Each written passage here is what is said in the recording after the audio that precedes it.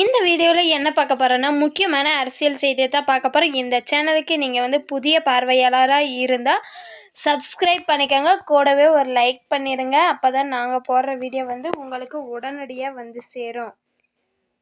ஒரு மாநாடே நடத்தவே விஜய் திணறி போய்விட்டார், தமிழிசை சவுந்தரராஜன் கருத்து.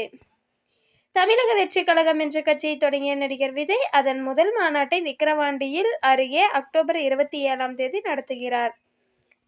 இதற்கான பந்தக்கால் நடுவிழா சமீபத்தில் நடைபெற்றது. கட்சியின் பொதுச் செயலாளர் புசி என் ஆனந்த் இந்த பந்தக்கால் ஊன்று நிகழ்வுக்கான ஏற்பாடுகளை தொடக்கி வைத்தார். கட்சியின் முதல் மாநாட்டை நடத்துவதற்காக ஏற்கனவே திருச்சி மற்றும் விழுப்புரம் ஆகிய பகுதிகளில் இடம் தேர்வு செய்யப்பட்டு பின்னர் அது நடக்காமல் போனது. இதனால் விஜய் கட்சிக்கு மாநாடு நடத்துவதில் அழுத்தம் தரப்பட்டுள்ளது எனவும், ஒரு மாநாடு நடத்தவே திணறுகிறார்கள் என்றும் விமர்சனங்கள் எழுந்தன.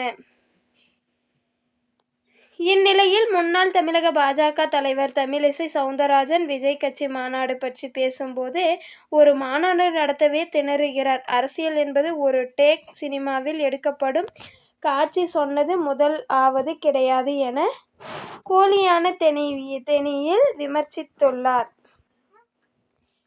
இந்த மாதிரி வீடியோவை உடனுக்குடன் பார்க்க இந்த சேனலை சப்ஸ்கிரைப் பண்ணிக்கோங்க.